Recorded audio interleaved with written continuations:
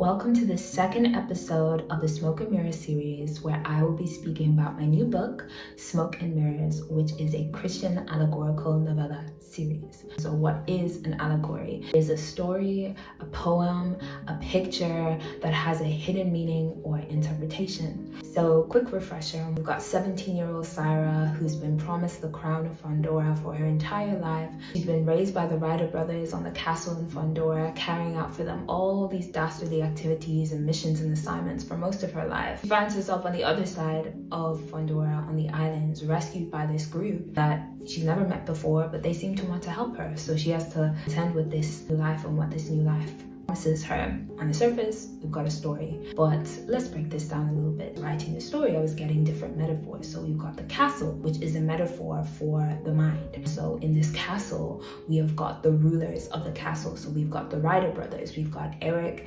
Alfred, and Gregor. So the Ryder brothers represent strongholds in the mind, which the Bible speaks about in 2 Corinthians 10, which this book is loosely based on. You've got these strongholds in the mind. You've got Eric, who represents lust. You've got Alfred, who represents shame, and you've got Gregor, who represents pride. And so they're ruling. Then you've got the administrative arm of the castle, which are the Kelten, and so they're like the thoughts in the castle, and they're running around completing all the tasks under the rule of the stronghold. And then you've got this policing body, Smokes, who are everything together, ensuring that the stronghold stays intact. So you've got Saira, who's been under the influence and the discipleship of this stronghold. This is how she has been discipled her entire life. You've got dwellers in the castles, other children like Saira, who are being raised in the castle in this very same way. So you've got this idea of demonic discipleship, and you've been raised up to think in a certain way. When she goes from darkness to light, she's encountering something completely new. She's rescued by Fraser and a group of people who have their own interpretations as well, which I won't go into too much. The idea is that this is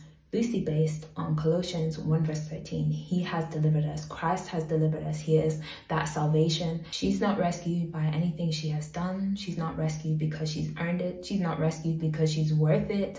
As we know in Romans 5, while we were still sinners, Jesus, he demonstrated his love by dying for us. The Father sent his Son to die for us. So this is all the gospel wrapped up in allegory, and I really hope you enjoy it. I can't wait for you to read it.